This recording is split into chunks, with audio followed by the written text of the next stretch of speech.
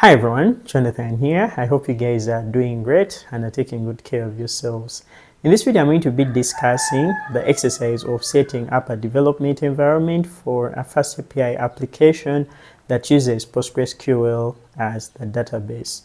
Now, depending on what ORM you'll use, you'll have different configurations. But in this video, I'm going to be using SQLAlchemy in combination with Alembic to manage database migrations and also set up our database. I'm also going to be using UV as the Python package manager / project manager for this application, and we'll look at how to use UV inside Docker to run our application.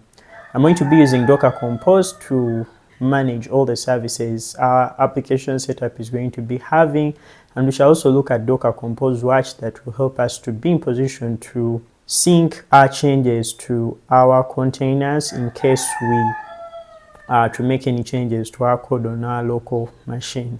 Without wasting your time, let us jump into the video and look at how to get this up and running. So to start, I'm going to create a new FastAPI project using the FastAPI new command. I've discussed how this command works, but basically what it does is to create a fresh FastAPI project. And to use it, we are going to just run the command uvx. So this is one of the binaries you get when you install UV. What it does is to help you run a command that's going to be part of a Python package. So in this case, there is a FastAPI new package that gives us the ability to create a new FastAPI project by installing the dependencies, creating a virtual environment, and a folder structure for a UV project. So I'm going to point this to a directory. So I can call this FastAPI API or FastAPI SQLAlchemy. And then maybe I can point this to Docker or whatever I've called it. So that will create the new project by creating the folder. So now you see that folder existing as FastAPI SQLAlchemy, whatever I called it. So I'll set into that directory. After going into that directory, I'll then open it up in VS Code. Now here in VS Code, we basically have a simple project folder, and this is the structure of a very simple UV project. The first thing we're going to note is our virtual environment, which is basically created by UV. We have a main.py file with a simple FastAPI app. We have the app instance as well as an API endpoint. Next, we have the pyproject.toml file, which basically has the project metadata as well as the list of dependencies that this project is going to have. Note that the only dependency we have right now is that has been added by the FastAPI new command. So this will make the FastAPI standard installation, and we shall have tools like UVCon as well as the FastAPI CLI to help us run our application. We have a simple readme.md here. It basically contains instructions that we saw when we created our project. These are instructions on how to run our FastAPI server in development, as well as how we can deploy this to the FastAPI cloud. Now, the next thing we're going to do is to look at our UV loc file. So this is basically created for us, and it contains specific versions of dependencies of whatever we shall install via the UV add command. So what I'm going to do is to close this. Once I've closed this, and the next thing we're going to do is to now run this simple app. So to do that, we can just run UV run FastAPI dev. And since we have FastAPI standard installed, this will basically open up our very basic FastAPI app. And I navigate to localhost. We see that endpoint is working. We are seeing a message of hello world. Everything is working great. So I'll basically go ahead and go out of there. So the first thing we're going to do is to then define the fast service or the fast container we shall run within our multi-container Docker Compose setup. And that's going to be the service that's going to run this simple application. To do that, we're going to first of all make sure that this is going to be built into a container image. And the way we do that is by using a Dockerfile. So a Dockerfile is a simple file that describes a series of steps that are going to help us to be in position to create a container image, and also define how we shall run a container based from that image. So what we're going to be doing is to create that file in here. I'm going to be using UV in our Docker container, or I'm going to be using a derived image, or the base image for our image we're going to create is going to be from a derived image, and I'm going to be using the Debian Slim image that's provided by UV. The previous video describes this in detail. So basically UV gives you two ways to use images. They provide the distroless images, those which you will just need to copy the binaries, as well as those derived from Python, the Debian operating system, as well as Alpine Linux, and so on. So to start, I'll just go ahead and build from GitHub container repos, GitHub container registry .io/astro sh/uv. So the name of the tag is UV Debian Slim. So this is the image from which we're going to be building our container, or basically building our API image. Next, we're going to specify the work done. Now, all these steps were defined in the previous video, so I'm going to speed code through them.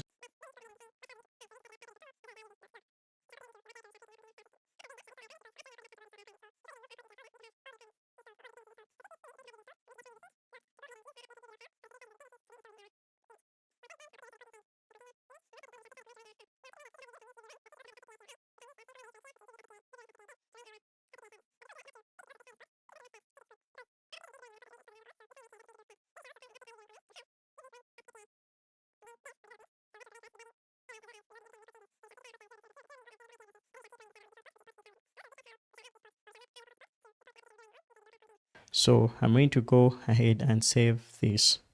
So this is just enough for us to have our application run. But keep in mind, what we are going to be achieving in this video is a container setup that has multiple containers. So you may have situations in which you have, let's say, a FastAPI application, but then that FastAPI service has a database like PostgreSQL, which you're going to be setting up.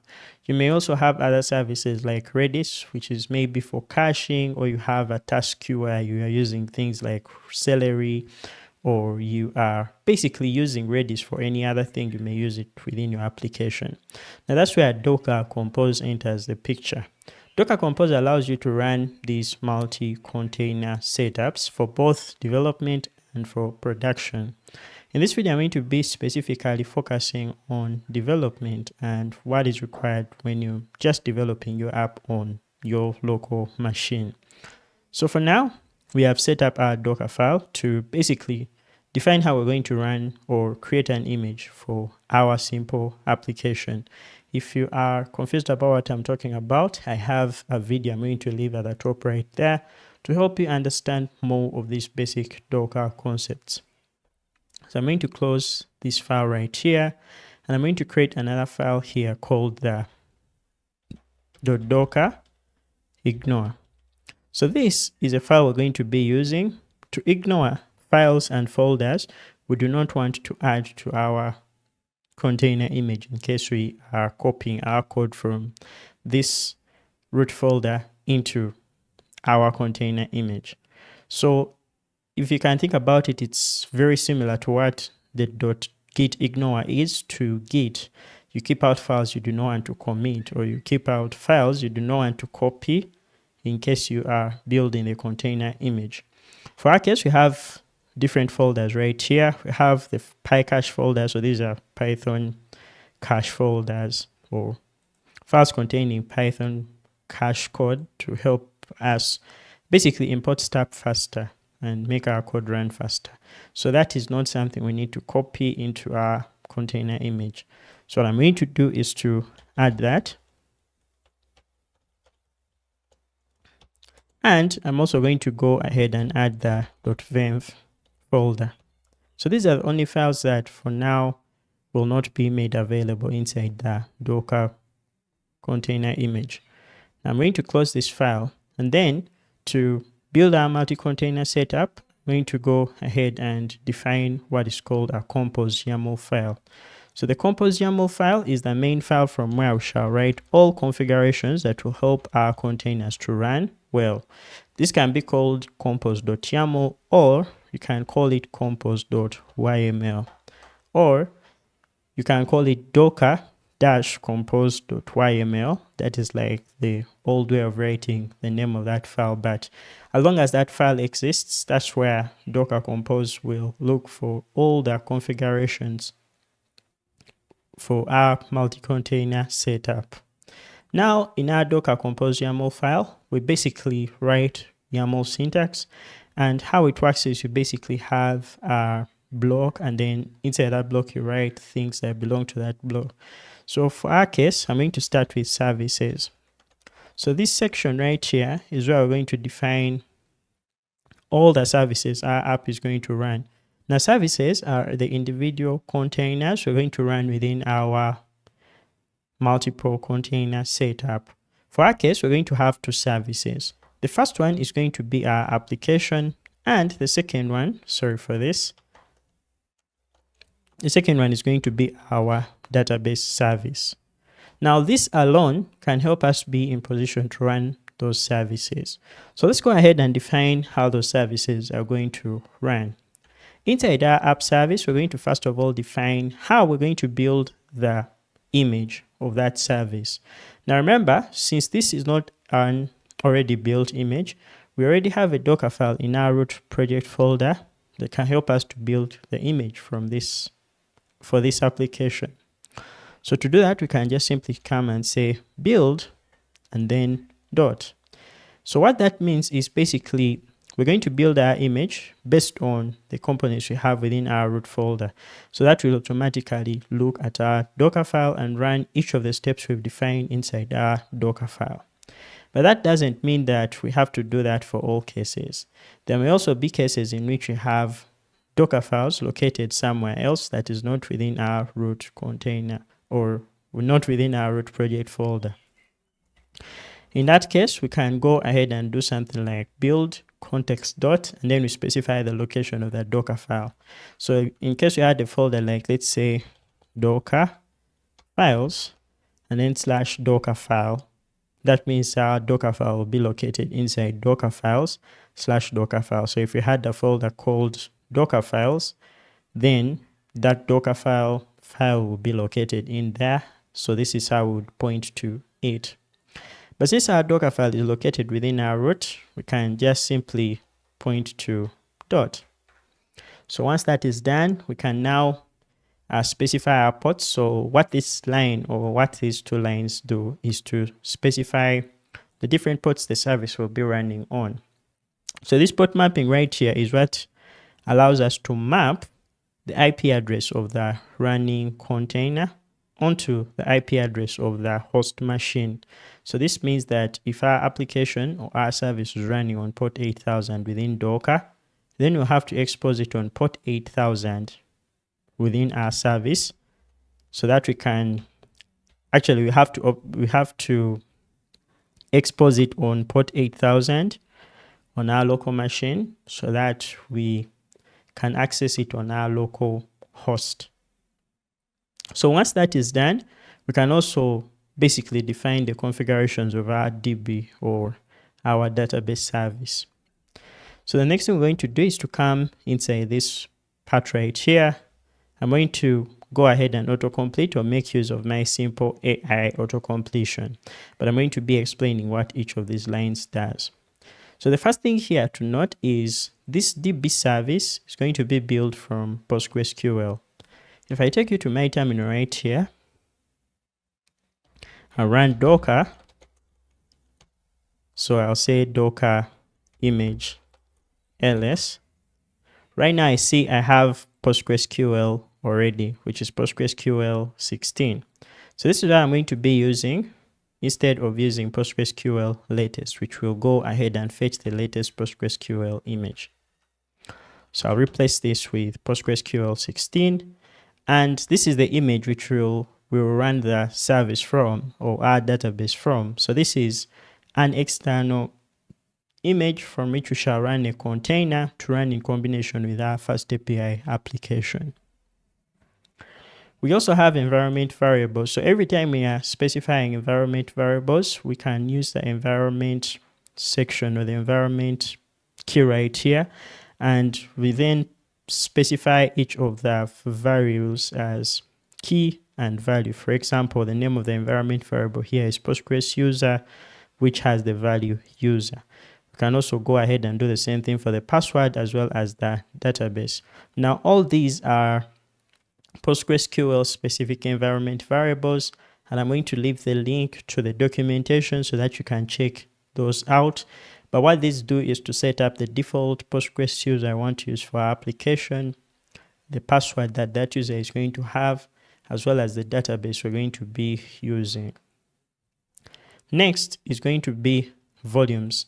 So this volume section is very important for PostgreSQL, since it's going to be how we're going to persist that data that we shall have within our PostgreSQL service.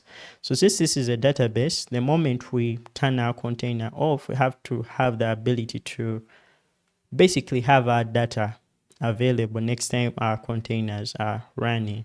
And this is what it does. So it basically maps DB data, which is a volume, onto a certain location. So for this case, we're mapping the folder var/lib/postgresql/data to a volume called DB data. Now I'm even seeing that my storage is running out, so I'm going to try to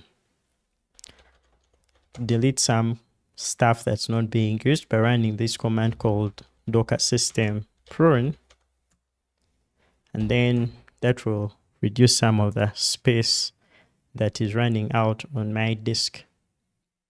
So to take you back here, all I'm saying is DB data is going to be a volume on our local disk or on the disk of my machine that is going to map onto the container file system on a folder called var/lib/postgresql/data. So what this will do is to go ahead and store that data on our local machine, and then when we start our container, that data will be available, and therefore it will be available for us to use. We shall not lose that data thanks to the volume we will have defined. Now, every time we define a volume, it is very important that we also add a section right here. So volumes are to be at the same level as services. So when we define services, we can go ahead and also define volumes. We can define networks and the rest of other major sections. But inside our volumes block right here, we add any volume we define. For example, this DB data volume. So I'm going to come right here and then just paste it here as the only volume that we have. And just like that, we have a multi-container setup. This multi-container setup has two services, Up and DB.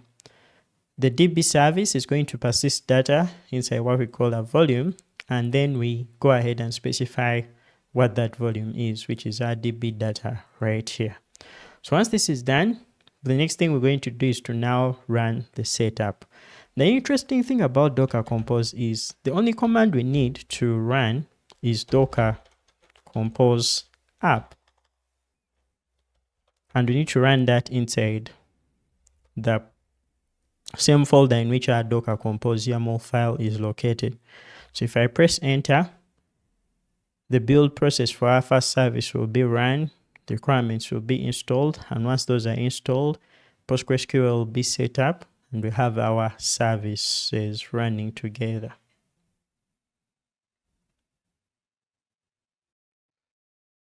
All right, now that our services have been built, one of the things we see here is that Docker Compose went ahead to first of all build our service, which we defined as our application service.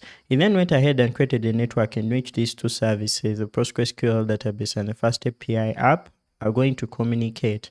Then it went ahead and ran both of our services. So we see that we have DB1, which is our PostgreSQL database running, as well as our FastAPI app. And now we can go ahead and open this app on our localhost 8000. And that will show us that our app is running successfully. The next thing we're now going to do is to install SQLAlchemy. We're going to also install Asyncpg as the driver, and we shall also set up Pydantic-settings for our settings. So to do that, I'm going to go ahead and stop our server with Ctrl and C. So both services will be stopped, and then I'll use UV add. For this case, I'm going to start with Asyncpg. Then I'll write SQLAlchemy, and then I'll add Pydantic-settings.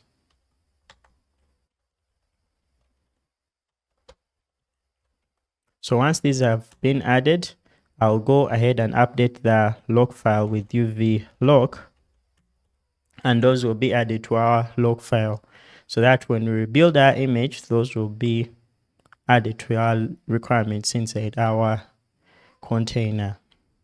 So the next thing I'm going to do after that is to go back to our VS Code. I'm going to introduce a new file called the .env.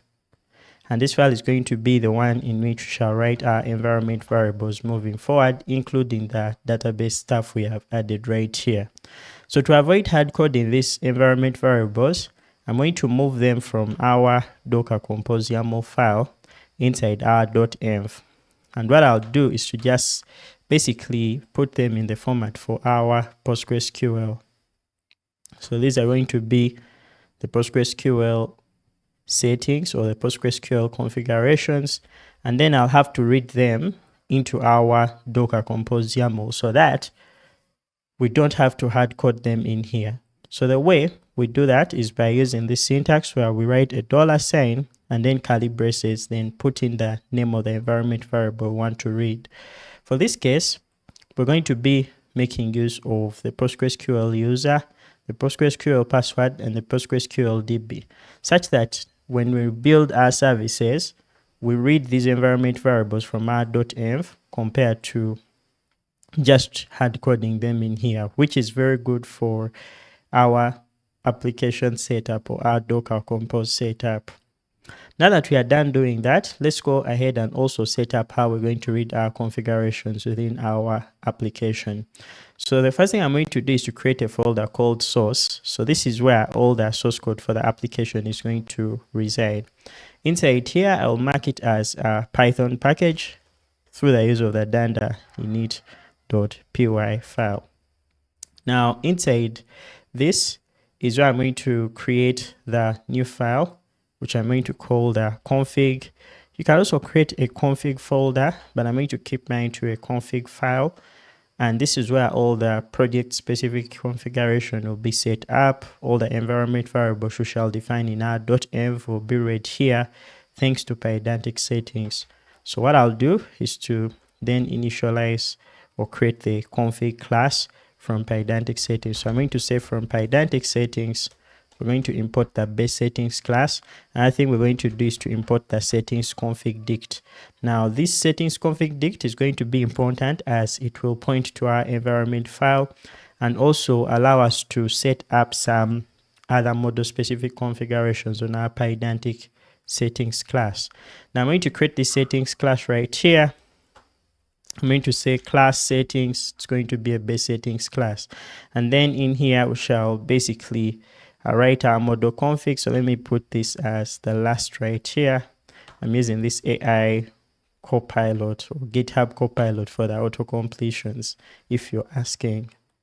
So what we have here is our basic settings class, and this settings class basically has the environment variables we've defined as fields on the class, as well as the model config attribute. So the model config attribute is a Pydantic specific attribute that allows us to set up the configurations for that Pydantic class. Now inside the settings config or the settings config dict is where we have two settings. We have the first one being the environment file, which is the .env, and then we also have the env file encoding, which is UTF-8. Then we can also direct Pydantic on how it's going to treat any extra stuff we may add into that file by specifying ignore, or actually SQL extra. So this can have different values. We can have ignore,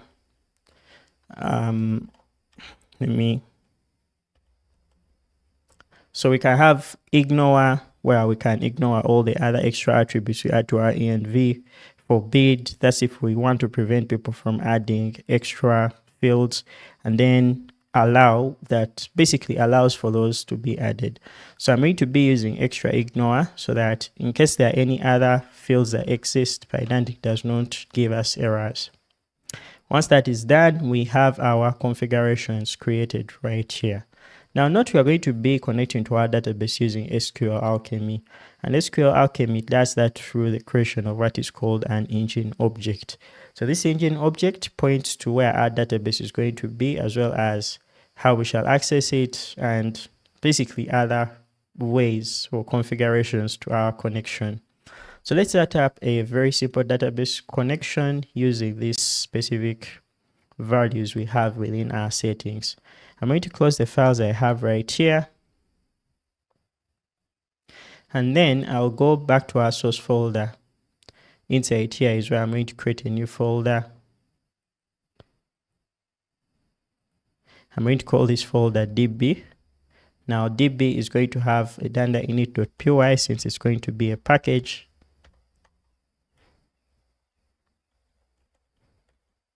And once I've done that, I'll basically go ahead and create our connection module. So this is where we're going to have the code that will help us to connect to a very simple database, or our PostgreSQL database. So to create our engine, since we are using an Asyncpg API, in this case I mean Asyncpg, we're going to be making use of an async create engine function. So SQLAlchemy provides a create engine function to help us create an engine object, but we want to create an async engine. Therefore, we'll be using another function called the create async engine function. To import that, we shall access it from SQLAlchemy.ext.async.io, and then we shall import create async engine. Once that is done, then we are going to go ahead and create a new function right here. I'm going to call this initDB, since it's going to be the one to initialize or create the connection to our DB. So once this is done, then we're going to create our engine function. Let's actually just create an engine outside here. So this engine object is what we shall be creating with our create async engine function call, but we also need our settings. So I need to import our settings object. So this settings object is going to be created from our settings class, but we haven't yet done that. So I'm going to take you back to our config.py, and inside here is where we shall create that settings object. I can even call it config, and this will be an object or an instance of the settings class. Once that is done, if I go back to our connection.py, I can easily import it by saying from source.config, we shall import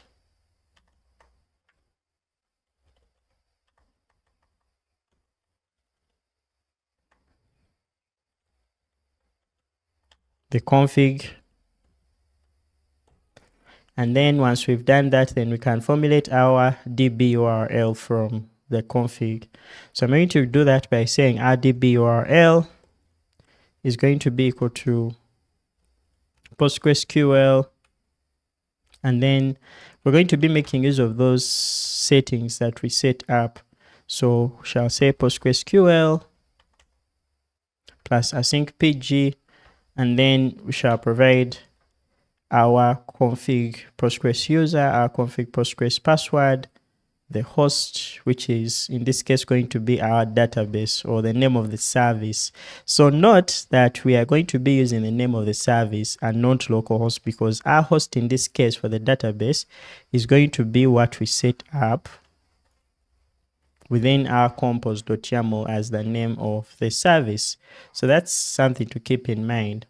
When using Docker Compose, you're always going to be referring to the host or that service as the name you've defined as the name of the service within your Compose setup. And that will be our database URL. So keep in mind that all these are being read from our environment variables.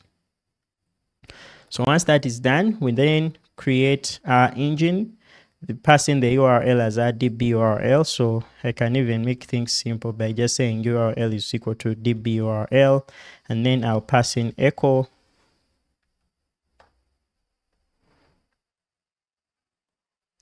You guys will forgive me, but coding in VS Code with AI is also some other issue. But we can't really escape VS AI coding. So yeah, now we have our URL, our DB URL, and we've set echo to true. So now that we've been able to do that, what we're going to now do is to basically create our connection. So I'm going to be using this engine.begin function to create a connection. And once that is done, we're going to create a simple SQL statement that we shall then run to our database to test our connection. So I'm going to create a variable called statement.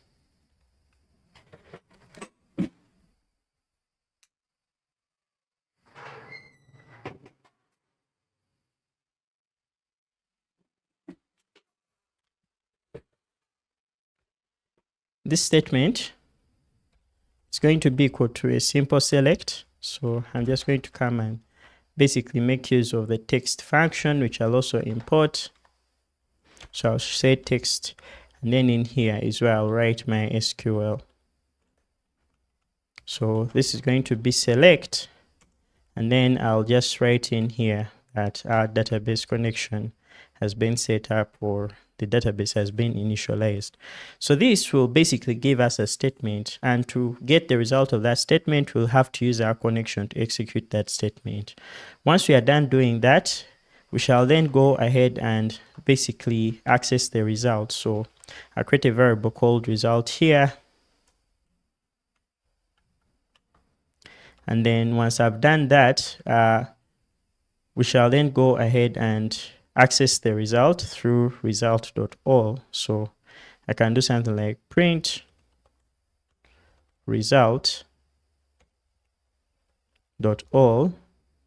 and that will be just enough for us to run our query or the simple SQL. So what we have done here is to create a connection, create a simple SQL statement, and then access the result.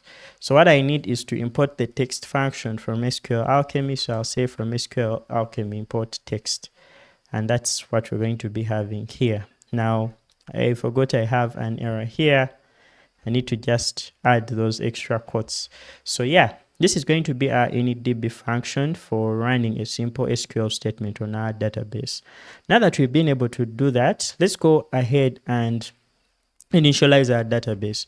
We're going to be making use of FastAPI's lifespan events, which are basically functions we define that will run code throughout the lifespan of our application.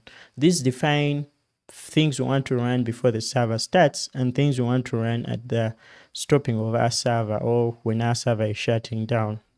To get started, I'm going to go back to main.py. I'm first of all going to import that function we've created, which is our initDB. So I'll say from source.db.connection, I'm going to go ahead and import the initDB function.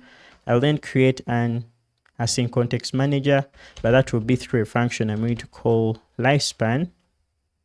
This will take in a FastAPI app and then basically have a call to the initDB function, then yield. To test if this works, I will go ahead and create some print statements right here. We'll say something like print server is starting there's some bit of abstraction right here, but we shall just have this simple print run, and then I will use the same print after the yield to mark that our server is stopping.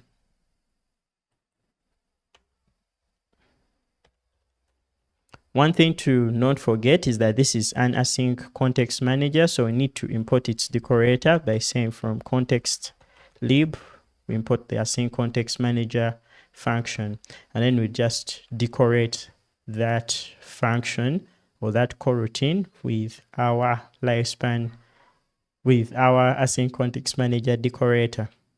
So once we are done doing that, we then need to go within our FastAPI instance and provide the lifespan attribute as our lifespan. So yeah, that will be just enough for us to have that code execute. So I'm going to save, and I'm going to go back and restart our services. Now keep in mind that I have to rebuild these services since I have new components or new packages I installed. So I'll do docker compose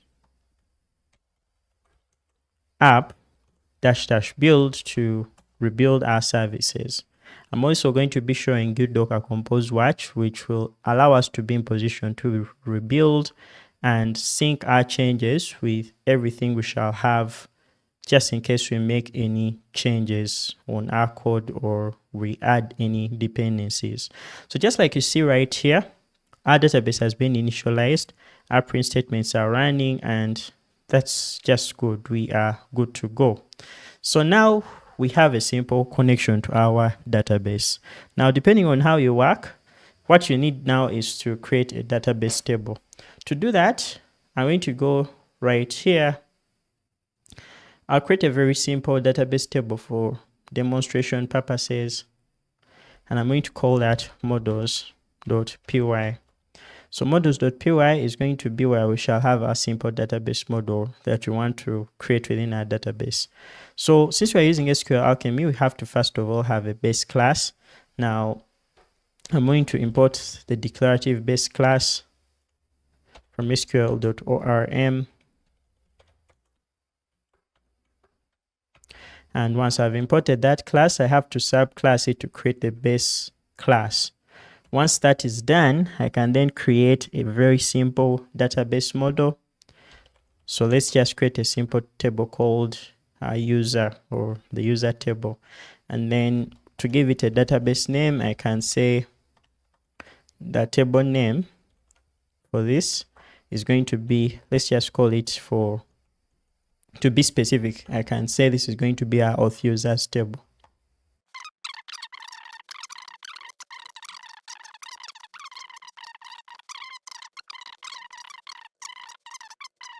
That's our basic database model right here. To make this work, or to make this be in our database with Postgres, we now need to go ahead and basically make use of our initdb function. So instead of running a simple query, this time we're going to apply our database models. And the way we're going to do that is to go back to our database connection.py. We're going to get rid of the code that we currently have in here. So once we've created our connection, we now just need to go ahead and make use of our connection. We're going to run sync, and then we shall basically import that base function, actually the base class that we created. Once we've imported it, we shall use its metadata to go ahead and create our tables in the database. So I'll import the model as well as the base class.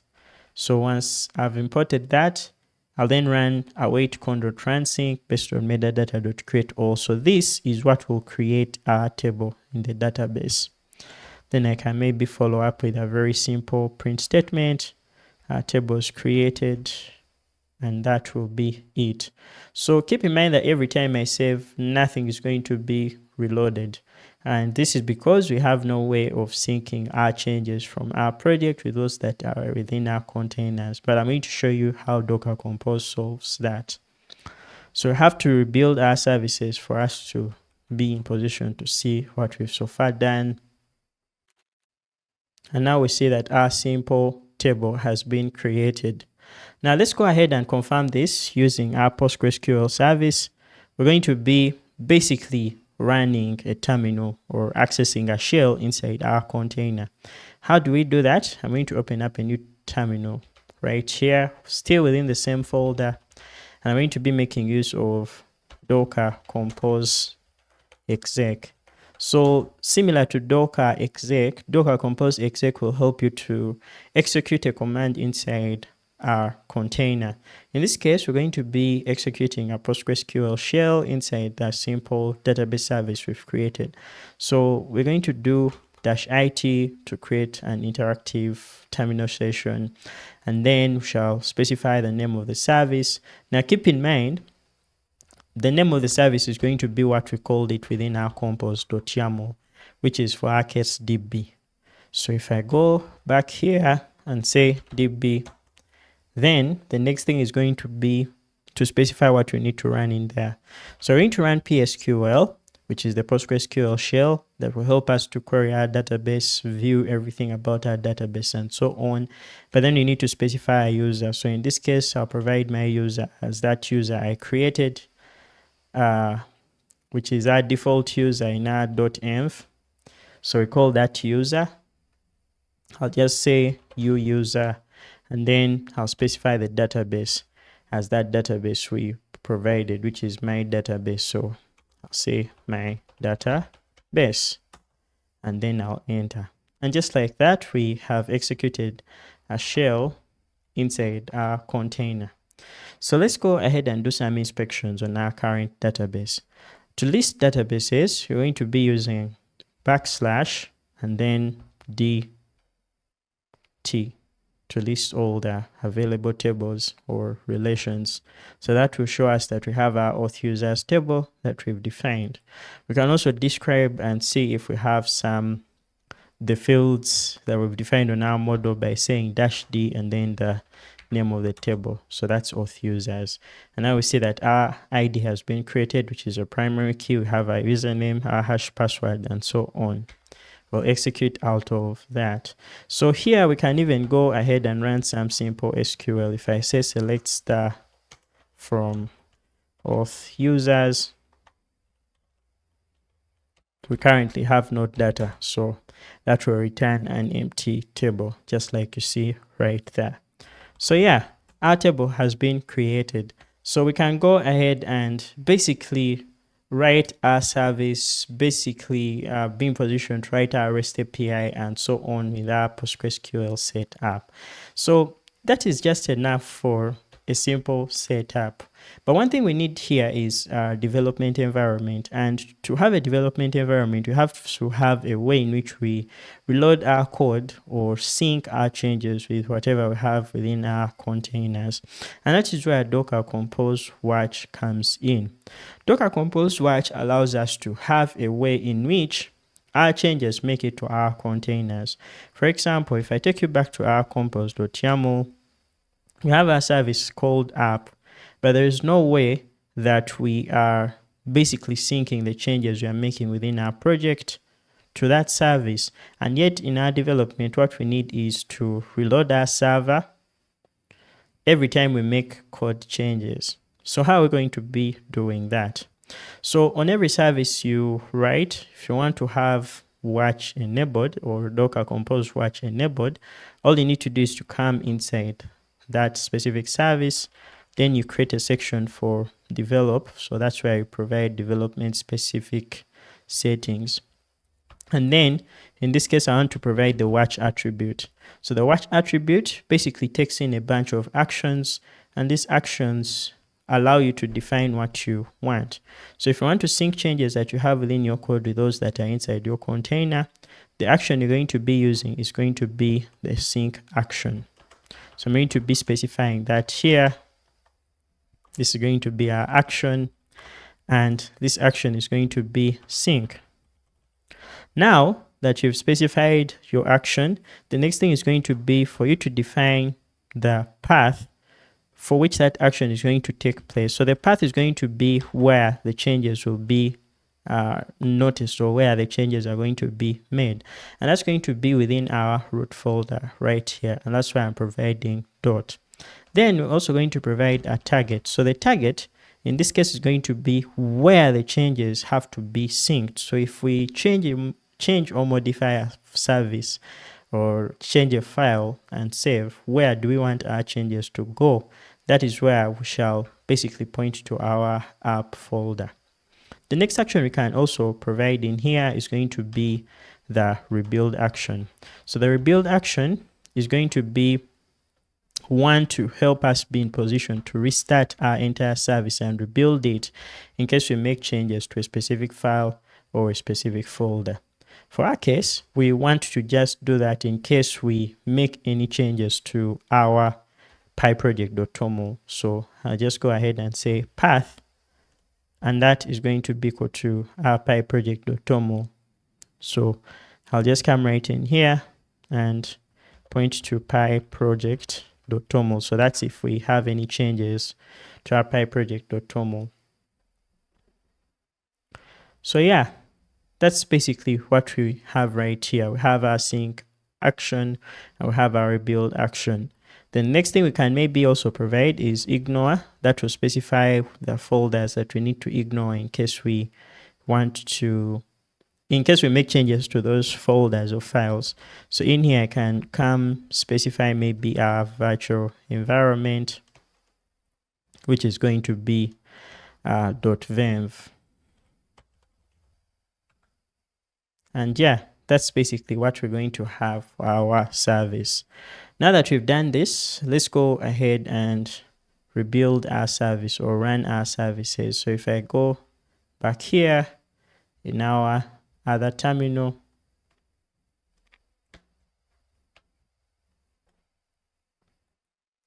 I'm going to go ahead and stop our service with Ctrl+C, and then we run it with Docker compose app.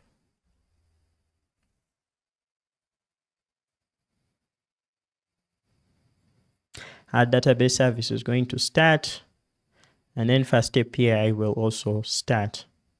So now we also see this section right here that's telling us to enable watch. So when we enable watch by pressing W, watch will be enabled, and that means that every time we make a change within our service, it's going to restart our server. And the beauty is we have FastAPI running in dev mode. That means that things like reloading our server are going to take place, and since the changes are going to be on our code, they'll sync to our container and then our server will restart. So let us make a very tiny change. If I go back here and maybe introduce a new field on our database table, let's just say this is going to be the created at field. So I'm going to call that created at mapped string nullable equal to false. If I go back here, we now see that our application will restart. So this is where our watch was enabled. We now see that changes will be syncing into our app service, and that's after we've made a change in here. So our server will restart. And just like that, we've been able to restart our server. It's very important in a development environment, as you'll be in position to sync your changes between what you're writing in your code editor and what is in your container. And this will provide a very smooth way to run your development environment. Now, lastly, we're going to set up Alembic, which is a tool that's going to help us manage database migrations in our simple SQLAlchemy PostgreSQL setup. Now, the reason that's why I brought you to the documentation here is because I often get the setting up of Alembic wrong. So I decided to just come on here and show you how to set it up from the docs themselves. But I've also discovered that they have a way to generate a setup for pyproject.toml configurations, which I thought I would show you how to do.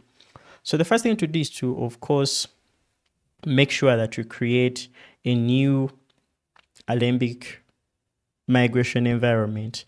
So the migration environment is simply a folder that's going to contain all the necessary code for keeping track of the migrations or versions of that database, which are basically files containing changes you're making to the database over a period of time.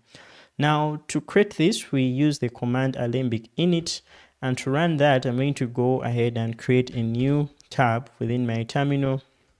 I'll enlarge this a little bit for you guys to see. And since we don't have Alembic installed, I'll first of all have to install it with uv add Alembic, and that will go ahead and install Alembic. So we can be in position to run Alembic with uv run Alembic. So once we have that, we see all the available commands we can run. Now I need to go ahead and basically run the init command to help us initialize a new project. So here we see that we need to specify a directory. And the directory in which we want our migrations to be is going to be called migrations. But then I need to go ahead and check out the templates that we are provided with. So if I run uv run Alembic, I'm going to see the current commands, and one I'm interested in is the list templates command. Now what this does is to list all the templates for the different migration environments you can create with Alembic. Now to run this command, I'll do uv run Alembic and then list templates. So this will give us a list of available templates which can use to create or to initialize Alembic within our project. So the first is going to be the multi-DB setup. And what this does is to help us create an Alembic setup for a project that uses multiple databases. Next is going to be one for async, which helps us to create one for a single database configuration that uses an Asyncpg API. Well, we can use this, but I've realized that there is a new setup that basically gives us the ability to create a new project using the pyproject.toml file, which we actually have within our project. So if I take you back to our project right here, we have a new pyproject.toml file, which is a file that many modern Python projects are using to set up projects. So we can even set up Alembic configuration in there. So to take you back here, what we've done is to list pyproject. This generates a pyproject configuration based on the generic configuration. And then pyproject async does so for an Asyncpg API. And then we have the generic that basically just does it for a single database connection. So now that we've understood which template we want to use, I'm going to go ahead and do uv init or uv run Alembic init. And then I'll provide the template with dash template. In this case, I'm going to be using pyproject and then async. And then what I'll do is to go ahead and provide the folder. I'll call the folder migrations. So what that will do is to create a new folder named migrations within our current root folder. If I ls, we have the migrations folder created, but then we also have the alembic.ini file. So this is a very important file as it's going to be the main configuration file for Alembic. We also have our pyproject.toml file, but this is one that has been updated by Alembic. And to take you back to it, we'll notice a few changes to that file. So if I go back to pyproject.toml, this time we have our project metadata as well as our dependencies, but Alembic has gone ahead to add some specific code configurations. So these are Alembic specific configurations. I'm not going to edit this for now because what I'm in need of is actually the migrations folder right here. So this is the entire migrations environment, and we have versions, which is a folder in which different versions of the migrations or changes to our database are going to be kept. And then we have the env.py, which is a special file in which we have to point our database to Alembic. In this file, we also go ahead and specify the different configurations. That's in case we do not use the alembic.ini, and I'm going to be using this file instead of alembic.ini because I don't want to hard code my database URL in here. So I'm going to close this for now.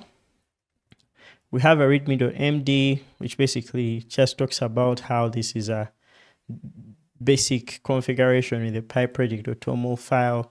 And yeah, we have so far succeeded in setting up Alembic. Now, the first thing we're going to do is to basically set up Alembic. The way to do that is through the alembic.ini file, which is just here. You can just basically come inside this file and specify the database you want to use through the URL. You can just basically provide it here. You can also set up configurations for logging and all that stuff, but I'm going to leave all this unedited. What I'm going to do is to make sure that my SQLAlchemy URL is instead read from an environment variable. Actually, what I'm going to do is to make sure that I override the config inside my env.py. So let me show you how to do that. When I go to env.py, I have different imports here, but I also have a config object. So this config object is basically one that specifies a config that is read from the alembic.ini file. So I can access the key SQLAlchemy.url inside here via the config and even set it to a value.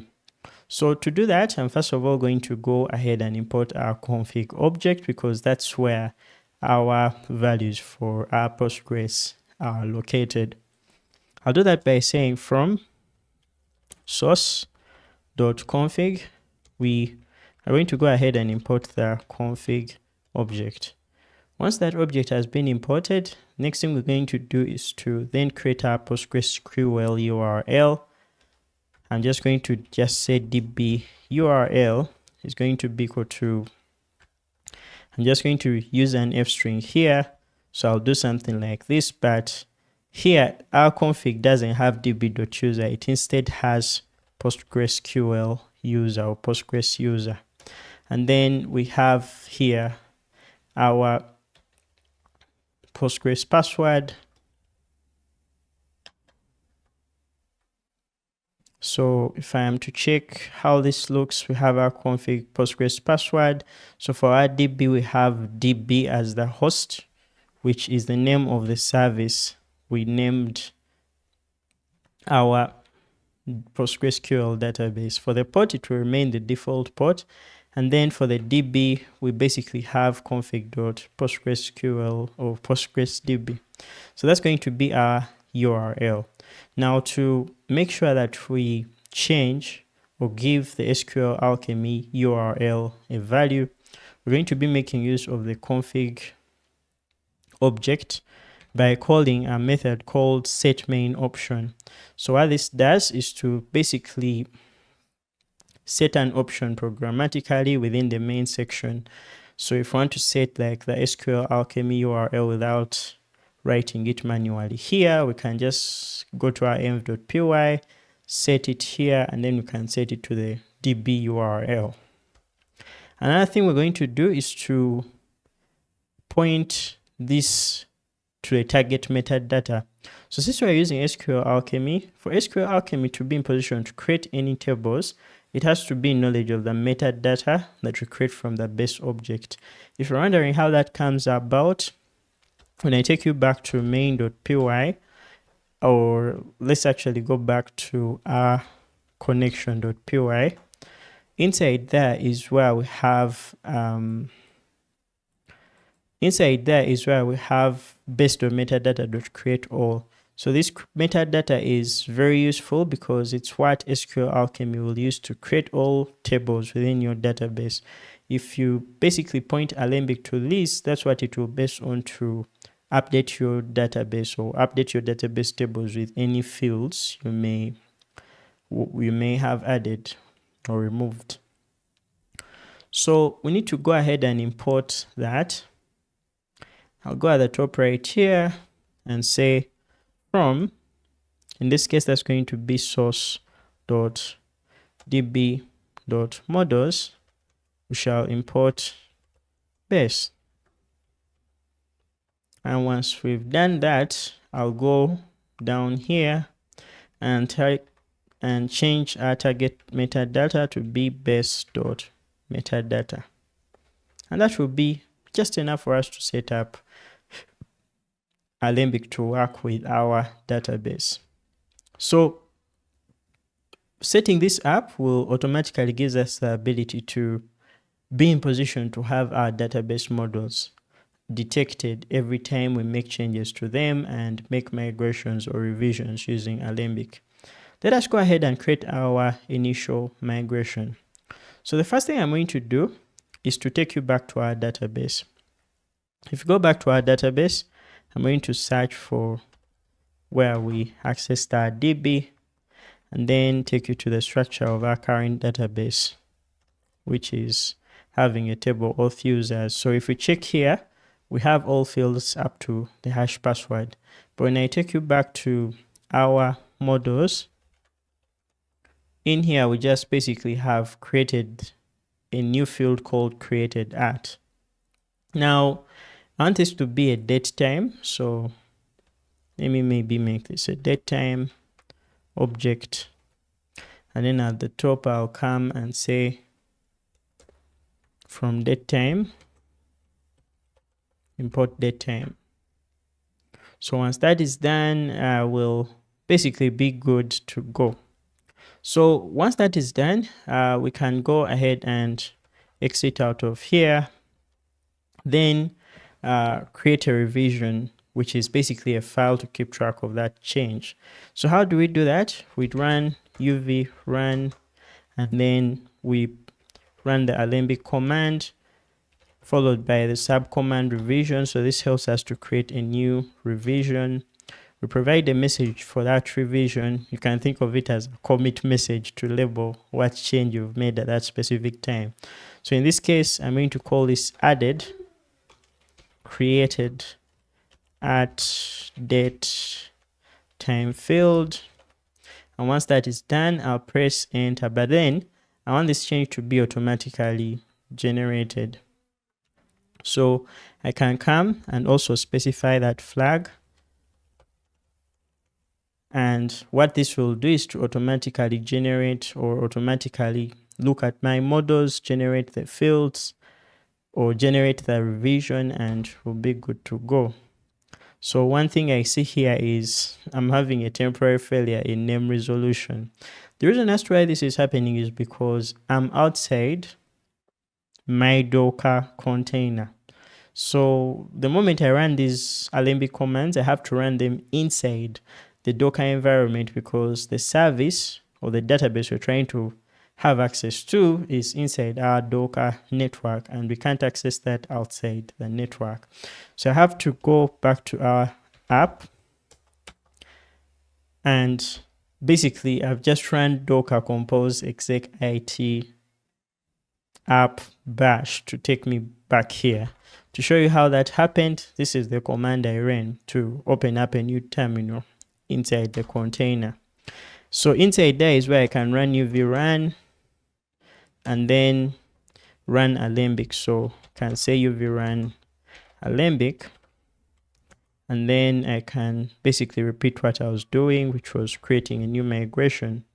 So I can say uv run Alembic migration, actually revision, then I will say auto generate because we want Alembic to look at our models and auto generate the migration.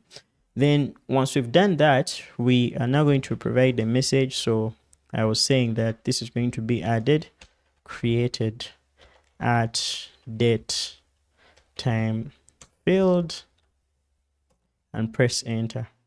So that will go ahead and create that new migration file. And if I take you back to our code right here, I'll go ahead and basically close some of the files we have, go back to our migrations and our versions. There is no file created for us. So let me try to confirm if there is any change. So we've detected named sequence start as owned by column. that and then detected that, and then we see that we have a new file created, and that's called this file. So this file does not exist on our local machine, but it does in the container. If I ls migrations / revisions or / versions, that will show us the new file created, meaning we can be in position to finally upgrade or make these changes reflect in our database. So to do that, we can do a simple uv run alembic upgrade head, and this will update to the current change. So that will run that change. And now I'll exit out of this and try to confirm if our change has really happened. So if I go back to our PostgreSQL database, I'll inspect our auth users table, and now we have the created at date time field added. So yeah, we can also be in position to view the history. Now this is not a specific Alembic tutorial, but I'm just showing you that you can be in position to view your history, and that will basically show you the changes you've so far made to the database. And that's going to be it for this video. If you've enjoyed this up to this point, please consider liking the video and sharing it with whoever may find it helpful. Also, don't forget to subscribe to the channel and support me in any way through maybe buy me a coffee or Patreon. Thanks for watching, guys. I hope to create more content like this, and I hope to see you in the next one. Bye.